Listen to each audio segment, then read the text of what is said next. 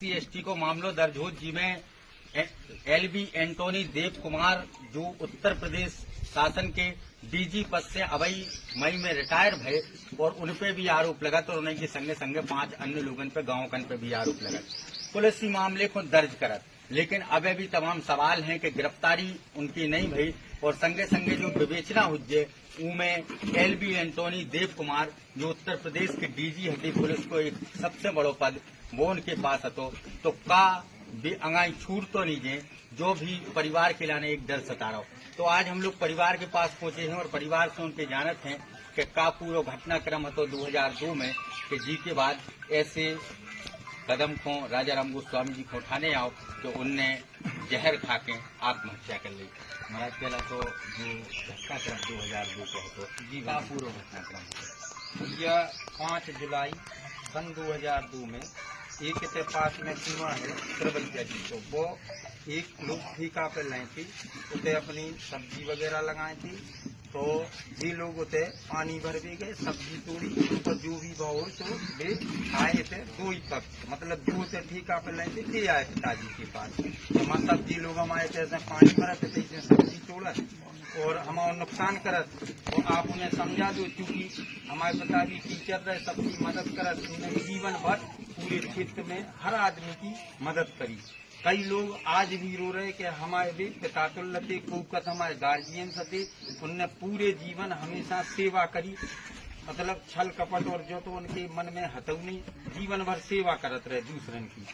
तो वे आए थे तो पिताजी ने उन लोगों को समझाओ कि भैया तुम इनको नुकसान नहीं करो परेशान नहीं करो।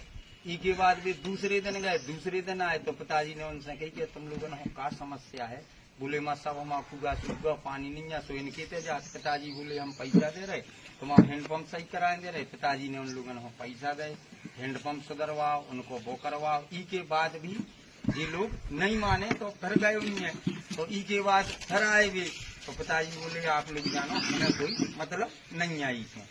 अब ई के बाद उनको आपस में जो भी हो ये लोग गए बाहर तो बाहर में कौन मीटिंग हो या जो भी हो तो ये लोग चले गए तैसे एप्लीकेशन देखें ललितपुर या ये एप्लीकेशन नहीं दे सीधे चले गए हैं ललितपुर से किसी ने इनसे कहा कि वहाँ चले जाओ SP साहब ने तो SP साहब के पास गए तो SP साहब आए सीधे गांव में खुद LV एंटोनी और कुछ पुलिस वाले CO वगैरह थाना से सब लोग आए।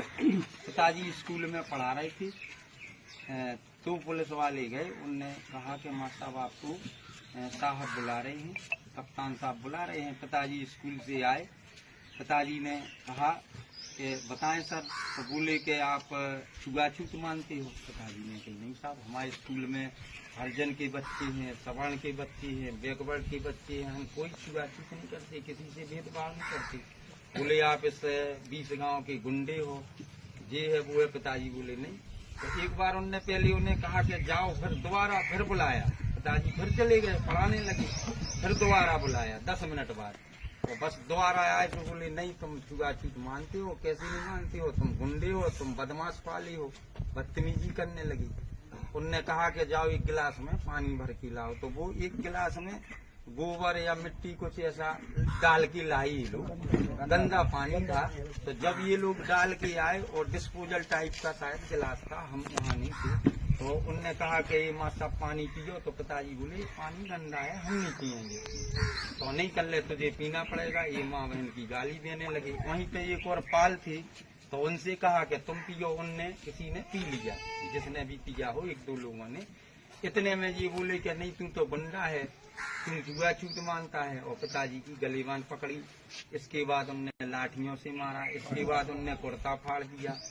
कुर्ता फाड़ के फिर वो पिताजी को जब और लोग थे हमारे यहाँ निहाल सिंह दाऊ के पूर्व में प्रधान थे तो वो आए कर रहे जी महाराज को मार रहे चलो गांव वाले सब लोग चलो इकट्ठे हो मतलब उनने बदतमीजी से बोले तो फिर जी लेके पिताजी को चले गए बाहर। उनने वहाँ पर इन्हें मारपीट की बेइज्जत किया मानसिक प्रताड़नाएं दी पूरे कपड़े फाड़ दिए। पिताजी ने उनसे कहा कि हम लगाएंगे फांसी तो इनने उनका जो पजामा था वो उसका नाड़ा नाड़ा खोल के और वहीं पे ये रात भर बैठे रहे। इनने बसूरों को बुलाया बसूरों से झूठी FIR करवाई। उस टाइम के कई लोग हैं जो पुलिस में थे वहाँ हम उन्हें भी बुला लेंगे अभी कोई होगा कि इनने बसूरों से झूठे अंगूठा दस्तखत करवाए। उन्हें कोई पता ही नहीं था कि ये हमारी रिपोर्ट लिखवा रहे कि क्या कर रहे। एलबी एंटोनी खुद बैठी रहे पूरी रात 1 बजे तक बैठी रहे, किताबें पढ़ती रहे, बसूरों को बुलाया, इनने उनसे अंगूठा लगवाया। वो लोग उनने कहा पुलिस वालों से हमें तो पता ही नहीं है कि एलबी एंटोनी क्या करवाए। तो मतलब इनने अंगूठा लगवा लिए उनसे, ये नहीं कहा कि हम साहब के खिलाफ करा रहे कि क्या करा रहे। इसके बाद पिताजी के पास जी रात भर रहे, FIR इनने दर्ज करवाई। जैसे ही हमारे क्षेत्र में पता चला, घटना का जानकारी हो गई, हम 10,000 लोग तुरंत ललितपुर पहुंचे। सब लोगों ने वहाँ पे धरना प्रदर्शन, इसके बाद शिक्षकों का बहुत बड़ा धरना हुआ। पूरे उत्तर प्रदेश की चाबी इनके बंगले पे फेंक रहे थे। इसके बाद इसी दौरान पिताजी 14 दिन जेल में रहे। एक दिन एंटोनी साहब आए रात को हमारे पास, हम घंटाघर पे थे, CO ऑफिस के बगल में थे, तो बोले कि वो राजीनामा करा दो।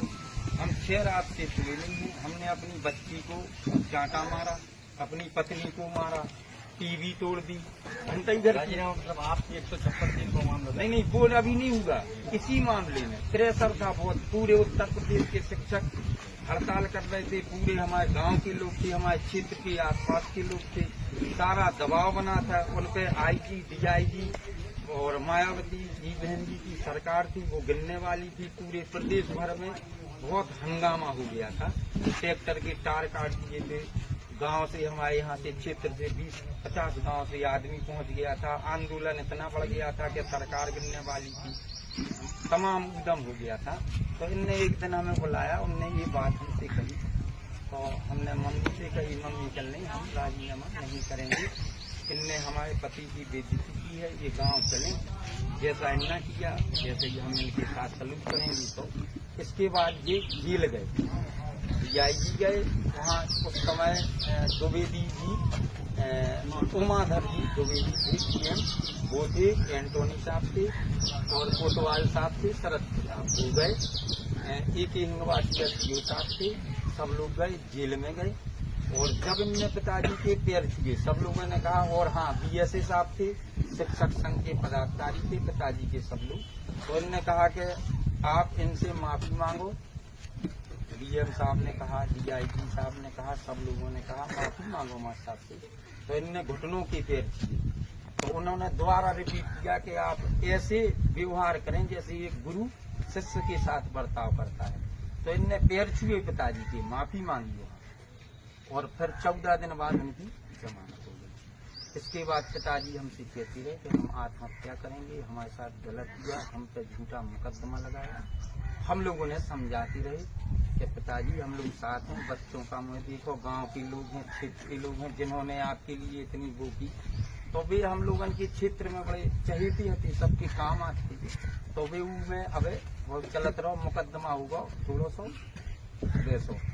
फिर के बाद अब जब मुकदमा में तेजी आई, फिर से बयान वगैरह भाई 2-2 दिन में तारीखें भाई।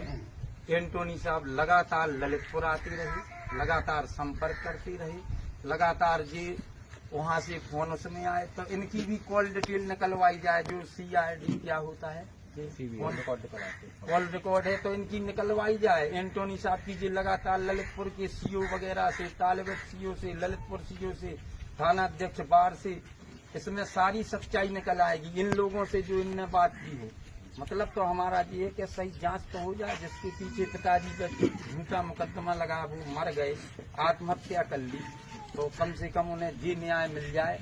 और यहाँ पे एक स्कूल भी है, होली फैमिली स्कूल, वो उसमें आते हैं धर्म परिवर्तन। उनकी पत्नी आई थी अभी 15 अगस्त को, तो आदिवासियों को ये धर्म परिवर्तन कराते हैं जी। यहाँ पे अड्डा बनाए हैं स्कूल में, होली फैमिली स्कूल है एक। अब हम ये चाहते हैं कि हमने बड़ी मुश्किल में FIR करवाई, कप्तान साहब से हमने FIR में कई बार उन्होंने हमसे बदलवाया, ये नहीं लिखो, ये लिखो, ये नहीं लिखो, ये लिखो, ये नहीं लिखो, ये लिखो। उनने कई बार कहा हमसे, 6 से 7 बार उनने एप्लीकेशन बदलवाई। तो बड़ी मुश्किल से जब हम लोग, हमारे गांव के लोग, क्षेत्र के लोग, कई 500-600-700 लोग वहाँ तक पहुँचे, जब हमने कहा कि हम आत्मदाह करेंगे, हमारे गांव के लोगों ने कहा कि साहब अगर आप नहीं लिखेंगे, और हमने जब 24 साल झूठे मुकदमे में झेल रहे हमारे पिताजी दंड, तो आज हमारे मर गए और हम अपना सही मुकदमा लिखाने आए तो वो तो लिख दो कम से कम। वो बोले हम इसकी वो कराएंगे, ये उनकी जेब में नहीं मिला। हमने कही जेब में हम ही को तो दे के गए, वो भाई जो हमको दे के गए वो उन्हीं ने तो दिया, हमने थोड़ी कुछ कर दिया। भाई उसकी जांच करा लो। पिताजी स्कूल में जीवन भर रहे, उनकी हैंड राइटिंग है, पिताजी बैंक में दस्तखत करके कई जगह कागज है, उनकी जांच करा लो। हमने कहा वो थोड़ी कोई ऐसा है। तो हम ये चाहेंगे कि हमारे पिताजी इस चीज को हमें सौंप गए हैं, हम लोगों को बता गए हैं, अगर उसमें जेल नहीं जाएंगे तो हमारी बहन है टीचर, तो वो है शिक्षिका, तो एक बहुत बड़ा आंदोलन अभी टीचरों का होगा, पूरे प्रदेश लेवल पे फिर होगा। और हमारे सारे गांव के क्षेत्र के कम से कम 50 गांव के लोग, अगर न्याय नहीं मिलेगा तो इतना बड़ा आंदोलन होगा कि मतलब उस आंदोलन से कई गुना बड़ा। और अभी अस्थि विसर्जन ये नहीं मानो आपके हमने मतलब कर दी तो हो गई, मतलब हम लोग ऐसा नहीं है कि मतलब ये तो हमारा है जो आप लोगों ने नियम कानून बनाए हैं, हम लोगों को तभी वो मिलेगा जब न्याय मिल जाएगा। तो हमारी यही है कि भैया न्याय दिलाया जाए, सब दोषियों को जेल भेजा जाए, बस इतना ही है तो हम लोगों का।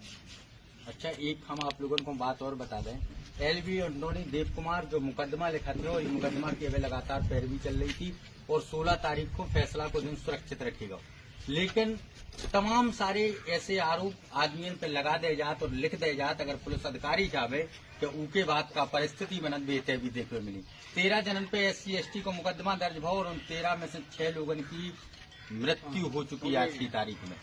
काय के कछु लोग इस चीज को सहन नहीं कर पाए और धीमे धीमे टूट के शरीर से वैसे खत्म भये, और अब महाराज जो खड़े इनके पिताजी भी उस मामले में दोषी थे, उनने आत्महत्या कर ली। अब सवाल जो पैदा हो कि अगर ये तरीका से कोनो मुकदमा लिखे जावे जिसकी विवेचना एक SP स्तर के जो तत्कालीन SP होते थे उनके लगा अगर पूरी मामले वे हैंडल कर में, और उनके बाद तो फिर भी जो चाहे लिखवा सकती बात को आप भी अच्छी तरीका से जाना तुझो।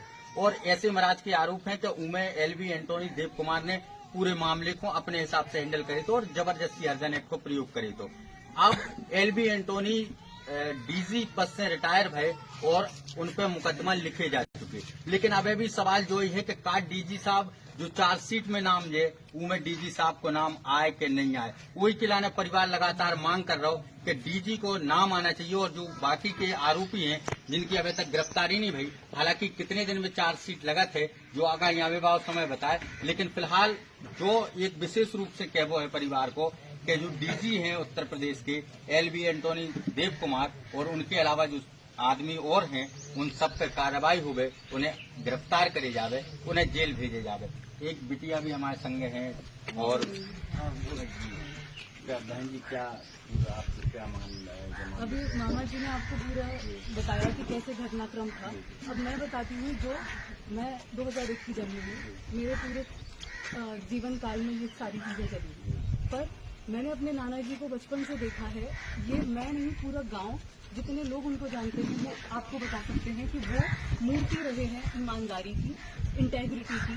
जब भी बात आती है कि कभी न्याय चाहिए, नाना जी को हमेशा चुना जाएगा, क्योंकि उन्होंने कभी भी किसी के साथ गलत नहीं किया। ये सिर्फ मैं बोल नहीं रही, ये रहा है उनकी जिंदगी में, आपको सब लोग बताएंगे। अब मैं बताती हूँ, जब मुझे 10 या 11 साल की उम्र में पता चला कि नाना जी के ऊपर केस है, मैंने अपनी मम्मी से पूछा कि मम्मी जब नाना जी इतने अच्छे हैं तो फिर केस कैसे हो सकता है उनके ऊपर? मम्मी ने बोला कि बेटा, श्री राम जी जब उनके साथ जब सीता मैया पे आरोप लग सकते हैं, जब राम जी को वनवास भेजा जा सकता है, तो अच्छे लोगों के साथ कई बार सृष्टि अन्याय कर देती है ताकि उन्हें न्याय मिले। जो कि आप देखेंगे उनके हर सुसाइड नोट में उन्होंने सबसे न्याय की गुहार मांगी है। और मैं बोलना चाहूंगी न्याय क्यों जरूरी है, बिकॉज न्याय सिर्फ नाना जी के लिए जरूरी नहीं है, न्याय जरूरी है हर उस इंसान के लिए जो सच के साथ खड़ा होता है, जिसके संग गलत होता है, हर उस इंसान के लिए जिसको आस है हमारी सरकार से, हमारे CM योगी जी से,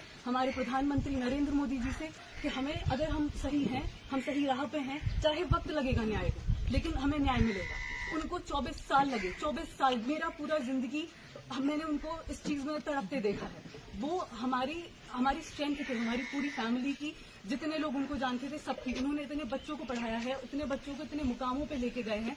वो इंसान कभी भी आत्महत्या को सही नहीं मानते थे। आज उन्होंने आत्महत्या की है। मैं आपसे जानना चाहती हूँ कि ऐसा कैसे हो सकता है। वो इंसान जो खुद आत्महत्या को गलत बताते थे, वो इतना मजबूर हो गए, इतना मानसिक प्रताड़ित हो गए कि उन्हें खुद ये कदम उठाना पड़ा। तो आप सोचिए 24 साल इंसान जब इतना प्रताड़ित रहेगा, वो क्या करेगा? उसके सामने क्या इतने गलत आरोप लगाए गए उन पर। जो इंसान इस दुनिया में मेरे लिए और जितने भी लोग उनको जानते हैं उनके लिए सबसे सच्चे इंसान है, सबसे ज्यादा सहनशील इंसान है, सबसे ज्यादा सेंसिटिव इंसान है, जो हर महिला की इज्जत करते हैं, उन पे इतने घिनौने आरोप लगाए गए कि वो उस चीज को सहन नहीं कर पाए। और इस चीज का न्याय मिलना बहुत बहुत जरूरी है, ताकि हर अच्छे इंसान को न्याय मिले। हमें न्याय की गुहार रहे, हम इसको समझें कि हमें न्याय मिल सकता है। अगर हम सही है तो हमें न्याय मिलेगा। अब रही बात भेदभाव की, मैं दुबई में नौकरी करती थी।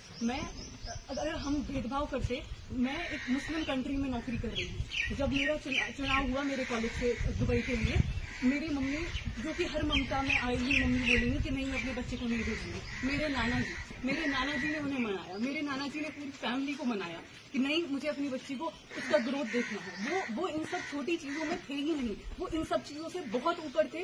और इन सब चीजों में वो कभी इतना गलत है उनके साथ कि जो इंसान जिस चीज में सबसे बेहतरीन है, जो उनकी पूरी पर्सनालिटी है, कि वो इस चीज के साथ खड़े रहते हैं, ग्रोथ के साथ खड़े रहते हैं, ना कि इन छोटी छोटी चीजों के लिए, और ना कि इन छोटे मुद्दे जिन पे लोगों को अलग किया जाए। डिवाइड एंड रूल आज भी हमारे देश में नहीं गया है। जब भी जिस इंसान को जीतना होता है, वो डिवाइड एंड रूल करके और बस हमें तोड़ देता है और हमें दो अलग अलग हिस्सों में विभाजित कर देता है और वो रूल कर लेते हैं। यहाँ पे जीत उनकी हुई है, यहाँ पे जीत गलत की हुई है। हमें न्याय चाहिए। क्यों? क्योंकि हर अच्छे इंसान को न्याय चाहिए जो सच के साथ खड़ा होता है। अगर उनकी आज यहाँ हार होती है तो ये हम सबकी हार है।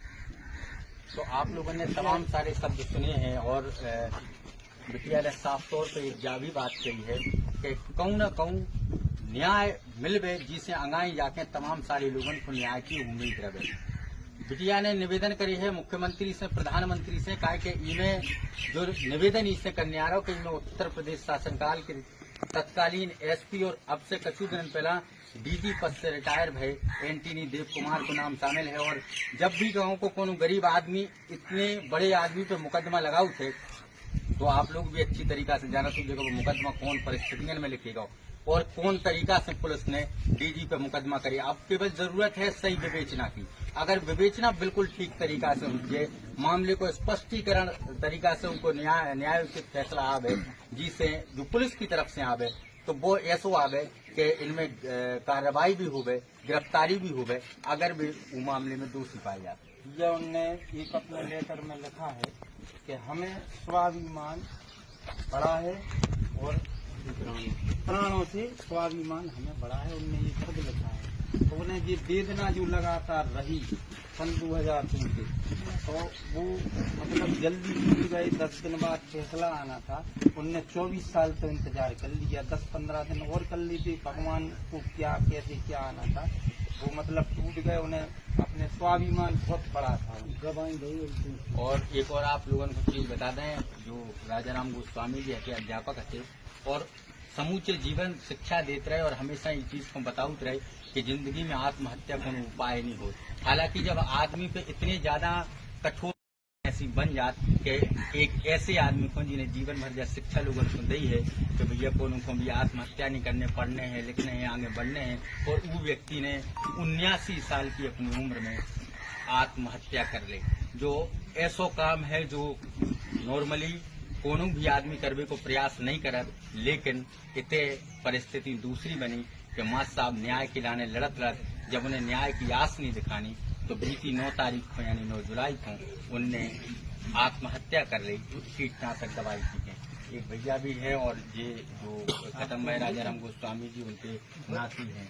भैया का है पूरी मामला। मैं हमेशा बब्बा जी के संग रहता था, मैं उनके संग कोर्ट कचहरी भी जाता था। वो जब रास्ते में मेरे संग गाड़ी से आया जाया करते थे तो वो हमेशा यही बोलते थे कि यहाँ न्याय की लड़ाई लड़ते लड़ते मुझे 24 साल हो गए, कभी न्याय नहीं मिला। उनके ऊपर पूरे जो मुकदमे थे वो सब फर्जी थे। सब लोगों ने, एंटोनी ने सबको हर जन बुला के और उन पर झूठे वो बयान करवाए कोर्ट में। वो यहाँ आते जाते थे, उन्होंने सबसे मिला, क्योंकि वो खुद तत्कालीन एसपी थे उस टाइम के, तो सारे बयान उन्होंने खुद ही करे। और वो इतने बड़े, उनके अंदर पूरा पुलिस प्रशासन था, तो जितने भी बयान हुए वो सब उन्हीं के उसमें हो गए। उसमें किसी ने कोई रोक टोक नहीं कर पाई। गांव के बहुत सारे लोगों से उन्हें हरजन एक्ट लगवाई, गलत बयान दिलवाए। उन्हें पता था कि बब्बा जी एक स्वाभिमानी आदमी है, इसलिए उन्होंने बब्बा जी की स्वाभिमान पे ठेस पहुंचाया। उन्हें कभी इंसाफ नहीं मिला। उनने मुझसे, जब उनने वो दवा खाई, उनने मुझसे 11:40 पे बात करी, आधे घंटे पहले। उनने मुझसे बोला कि बेटा हमेशा तुम्हें एक अच्छा इंसान बनना है, एक नेक इंसान बनना है, और कभी किसी के संग गलत नहीं करना है।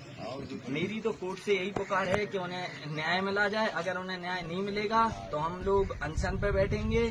और मेरी मुख्यमंत्री जी से, प्रधानमंत्री जी से सबसे यही गुहार है कि उन्हें न्याय दिया जाए। और वो एक बहुत अच्छे व्यक्ति थे, उन्होंने हमेशा सबकी मदद की, और उन्होंने हमेशा बच्चों को फ्री में पढ़ाया है। जिनके पास कपड़े नहीं थे उन्हें कपड़े बनवाए, हर चीज करी उन्होंने। बस उन्हें न्याय मिलना चाहिए। मेरी यही पुकार है मुख्यमंत्री जी से, और हमारी आवाज पूरे देश में जानी चाहिए, क्योंकि अगर उन्हें न्याय नहीं मिलेगा तो यहाँ पे जितने भी जो झूठे मुकदमे हैं सबके संग ऐसे ही होगा, और हर कोई ऐसे ही फांसी लगाएगा, कोई दवाई खाएगा, और हर कोई की ऐसी ही मौत होगी। अच्छा महाराज, कुछ दिन पहले आप हमें बता रहे थे कि आपको भी तो पूरे सरकार के माध्यम से कॉल करके डीजी उत्तर प्रदेश LV एंटोनी देव कुमार उनने बुलवाओ अपने पास, या जाके के इस मामले में राजीनामा कर लीजिए, आप 156 की कार्रवाई करें। देखा है जो नहीं, इनमें कहा तो कि जब एक सीओ साहब थे ललितपुर में अहरवा, तो उस टाइम पे इनने उनसे कही थी, उनसे डायरेक्ट कोई बात नहीं थी, और उनने लगाया होगा एसओ को। एसओ ने बात की होगी पिताजी से, तो उनने कहा होगा, पिताजी ने फिर हमसे कहा कि सीओ साहब का फोन आया था और उनका कुछ काम पेंडिंग रुका है, प्रमोशन रुका है, इनका मतलब प्रमोशन होना होगा कोई, तो वो रुका है। बोले वो राजीनामा के लिए कह रहे जो हाई कोर्ट में इससे है। तो पिताजी बोले मुझे उनसे कोई राजीनामा नहीं करना है, हमें न्याय प्रक्रिया पर भरोसा है, हमें न्याय मिलेगा। और उन्होंने कहा हमें किसी प्रकार का कोई, और तब भी जब पिताजी को जो केस हुआ तब भी एंटोनी साहब ने बतून ने जब मुकदमा लिखवाओ थाने में, तो उन लोगों ने पता नहीं है तो कि हमसे काय पे अंगूठा लगवा, इनने तो बुला के और अंगूठा लगवा लिया, क्योंकि इनने आए आक्रोश में पिताजी को मार दो, बेइज्जती कर दी। फिर इनके पास कभी रास्ता नहीं बची, इन लोगों को बुला के अंगूठा लगवा के वे लोग खुद वो दिन कह रहे थे, हम कई लोग बता दें, उनमें से कभी पुलिस अधिकारी बता दें, हम पेश कर दें कि जब एंटोनी साहब थे, जब बाढ़ थाने में जो पुलिस वाले थे, हम उनमें से जो लोग भी हुए हैं हम उनसे बयान करा दें, साक्ष्य करा दें, एक वीडियो कि जब उनने बस उन्होंने कही कि हमें पता नहीं है एंटोनी साहब ने काय लगाया, मतलब जो शुद्ध फर्जी मुकदमा है। तो 24 साल से पिताजी का दंश झेल रहे थे, वे बहुत स्वाभिमानी थे, वे अपनी बेइज्जती सहन नहीं कर पाए, वे कई वर्ष से बेईबात जबे के रहे थे। 2002 में उनने बेल अब कर लो अपने, अब हम चाहते कि इन्हें न्याय मिल जाए, जेल चले जाएं सब लोग। इनकी जो जांच है, क्योंकि ये पुलिस विभाग के बहुत बड़े अधिकारी हैं, पूरे उत्तर प्रदेश लेवल के हैं, तो अब जांच में हम लोग उनको भी कई कठिनाइयों से गुजरे। जैसे भी कह रहे थे जो कपड़न में नहीं मिले माँ साहब की बार में, एक हमसे जब हम गए ना एप्लीकेशन देवे, बोले जो तुम्हारे माँ साहब की कपड़न में नहीं मिले, हमने की भैया हमका जो बोले कि तुम लिख ले आए कि को लिख ले आओ, हमने कहा पतो, हमने की यार हमारे पिताजी ने जहर पॉइजन पी लो, हम उन्हें हॉस्पिटल ले जा रहे, हमें रास्ता में हम लिखें का, हमें तो अपने पिताजी की जान बचाने।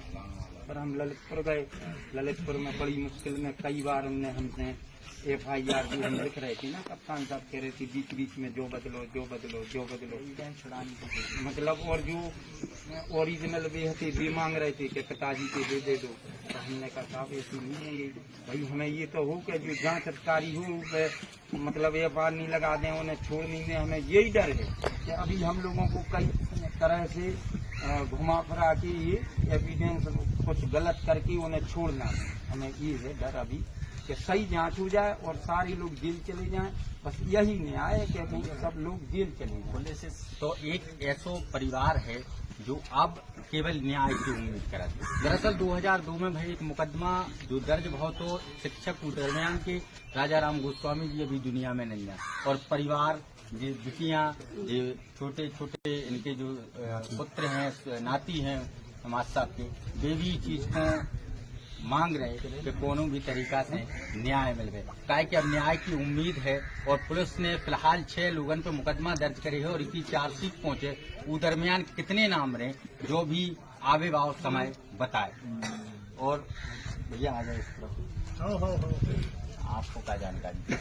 मैं उनका मतलब मेरे दादाजी थे, पापा जी कहते थे हमें, उनने मतलब ये तो सबने बता दिया कि क्या आता है, ये तो हम सुनते ही आ रहे हो, सब लोगों को पता। मैं ये बताऊंगा कि वो इंसान कैसे थे, ताकि लोगों को पता चले कि ऐसे इंसान के साथ कितना गलत होता है। मैं मतलब जब माँ की कोख में 7 महीने का था तब ये पे बैठी थी मेरी माँ, और जब आ रहा है, और आज मैं 22-23 साल का हो गया हूँ और आज मेरे दादाजी नहीं हैं। वो व्यक्ति ऐसे थे छोटे से, उनने हमें मोतियों की तरह रखा अपने हाथों में, और वो हम लोगों को हर छोटी छोटी चीज सिखाया करते थे। नदी ले जाते थे, तैरना सिखाते थे, घुड़सवारी करवाना सिखाते थे। कभी उन्होंने हमें गलत नहीं सिखाया। कभी हमने अपने 23-24 साल के जीवन में हमने कभी उन्हें गाली देते नहीं देखा मुझे। एक सफेद कुर्ता और एक सफेद पजामा, बस सफेद कुर्ता सफेद पजामा और ईमानदारी की राह पे चलने वाला इंसान। जो इतने सारे गांव के लोग हैं, आप इनमें से किसी से पूछ लेना कि कभी उनने किसी के साथ गलत किया, चाहे वो प्रधान रहे चाहे नहीं रहे, सबके साथ उनने सबकी बात सुनी, सबको न्याय दिलवाया, सबके लिए सबके हित में खड़े रहे। जिन कुछ बसोरों ने गवाही दी ना, उन लोगों को भी उनने कपड़े सिलवाए, उन लोगों को उनने पढ़ाया। एक गीत गाता था उनमें से एक, तो उन सबसे बोलते थे कैसे गीत गाने दो, ये बहुत मधुर गाता है। ये पौर है हमारी, ये बहुत पुरानी पौर है।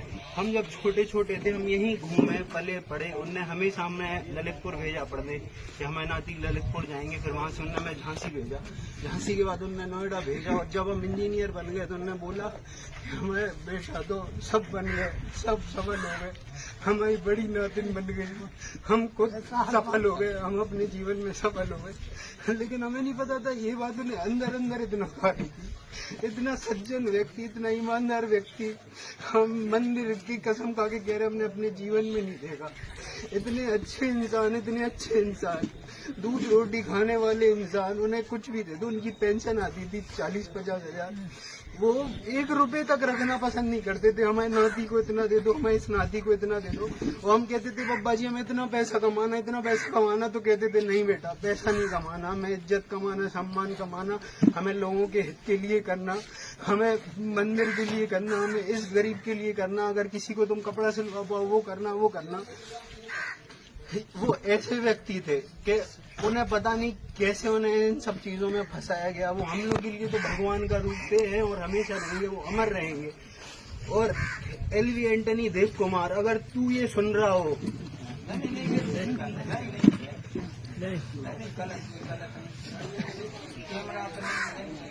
तो अबे हम लोग मौजूद होते चिगलुआ गांव में, जिसे तमाम सारे लोग हैं जिनकी आंखन से असूरा निकल रहे, और भैया हैं तमाम सारी बातें उन्होंने कही हैं, हालांकि ज़्यादा गमगीन हो गए जिसकी वजह से अब वो बोल नहीं पा रहे। और जहाँ भी एक सत्य बात है, और आज हम लोग जब इतने पहुंचे तो उनकी नातनी है, उनकी जो बिटिया है उनकी बिटिया हैं, और बेटे खड़ी हैं, और तमाम सारे शब्दों के माध्यम से उनने भी कही कि हम भी अपने नाना जी के बारे में कुछ शब्द भैया बोल बचाओ, तो हम लोगों ने भी कही कि बिल्कुल लगा कौन आपके पास शब्द हैं जो नाना जी के प्रति आपकी जिंदगी में बीते हुए हैं, तो आप बिल्कुल हम लोगों से जो शब्द कहो।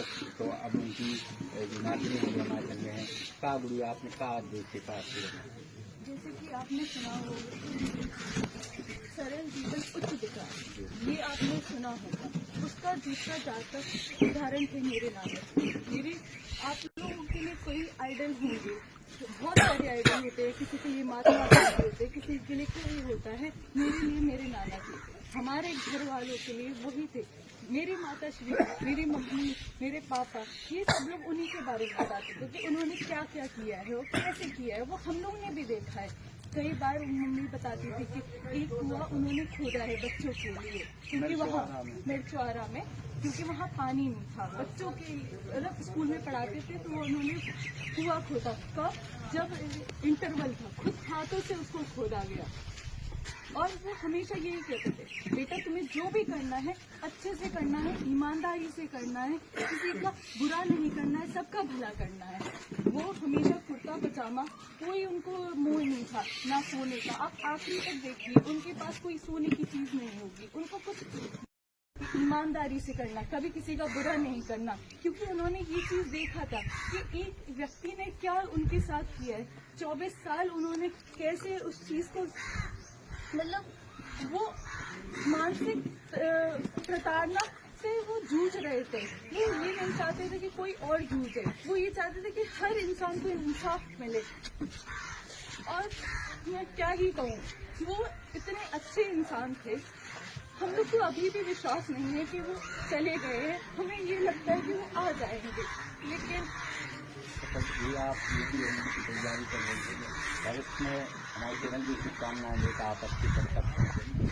लेकिन तमाम सारे लोग दावी करते हैं कि जब हम सदन तक पहुंचे थे, जो आपकी युवा है, आज परिस्थिति कछु और रहती है। सदन तक पहुंचने के बाद तमाम सारी परिस्थिति बदल जाती, राजनीति का दबाव रहा, किताऊँ पर्सनल गौरव। तो जब आप अगर ऊपर तक पहुंच गए और ऐसी परिस्थिति आपके सामने जब फंसे कि किताओं को उनको गलत करने आपके ऊपर से प्रेशर है, उस परिस्थिति में आप क्या करेंगे? मैं कभी गलत नहीं कर सकती, क्योंकि मेरे नाना जी के साथ जीता है। कैसे मैं गलत करूँगी? लेकिन जब नौकरी पर बात आ जाती है, नौकरी मुझे नहीं प्यारी है, मुझे तो लोग प्यारे हैं। मैं इसीलिए तो कर रही हूँ। मैं इसलिए करना चाहती हूँ कि मेरे नाना जी के साथ बुरा है, तो मैं उस जो हमारे सिविल सर्विसेज हैं उनमें सुधार लाना चाहती हूँ कि लोग ये ना सोचे कि हम उनसे डरे। अगर एसपी के पास हम लोग क्यों डरते थे उनसे, क्योंकि हम लोग ये सोचते थे वो एक ऊंचे पद पे है तो हम लोग उनसे डरते थे। नहीं, हम अगर ऊंचे पद पे जा रहे हैं तो हम उनकी बातें सुने, ये चाहती हूँ मैं नहीं चाहती हूँ कि वो हम लोग की अपोजिट रहे, हमसे डरे। ये हमारा कभी वो नहीं रहेगा। तो ये नातनी है, तीन बिटिया हैं और उनकी सुपुत्री हैं। तो ये राजा राम गोस्वामी जी की नातनी थी, जिनने सारी चर्चा आप लोगों से करवाई। और ये बिटिया यूपीएससी की तैयारी कर रही हैं और लगातार मेहनत है वह इनकी जारी है और तमाम सारे उनने शब्द भी कहे। हालांकि अभी भी हमारा चैनल भी लगातार ये बात की मांग करा थे कि बार पुलिस ने मुकदमा तो लिख दो। जो तत्कालीन एसपी यानी पुलिस अधीक्षक थे ललितपुर के, और बाद में मई 2026 में रिटायर हुए उत्तर प्रदेश के डीजी पद से LV एंटोनी देव कुमार, उन पर मुकदमा दर्ज हो। अब विवेचना ये तरीका से हो गए कि मामलो बिल्कुल साफ न कर गए, दूध को दूध और पानी को पानी हो गए। बहुत बहुत धन्यवाद आपका। हाँ, अलग अलग। राम लखनऊ, आप देख रहे हैं मंदिर वार्ता। हम लोग मौजूद हैं चिकलौआ में। दरअसल 9 तारीख को एक बड़ा हाई प्रोफाइल केस होते भी देखने के लाने में, जब एक शिक्षक राजा राम गोस्वामी जी ने आत्महत्या कर ली थी, कीटनाशक पीते, और उसके बाद तमाम सारे सवाल खड़े भरे जिनमें उत्तर प्रदेश के तत्कालीन एसपी और बाद में जो डीजी बने उत्तर प्रदेश के LV एंटोनी देव कुमार, उन पर मुकदमा लिखे जाते। अब उनके परिवारजनों से भी हम लोगों ने बात करी और उस समय भी तमाम सारी बातें निकल के आई कि जो मास्ता बचे हुए कितने सीधे थे, और उनके बाद भी उन्हें ऐसी प्रताड़ना दी गई जिसके बाद उनने 9 जुलाई 2026 यानी आपसे कछु दिन पहला आत्महत्या कर ली। अब हमारे संग कछु गाँव के लोग हैं, उन लोगों से जाना फिर कछु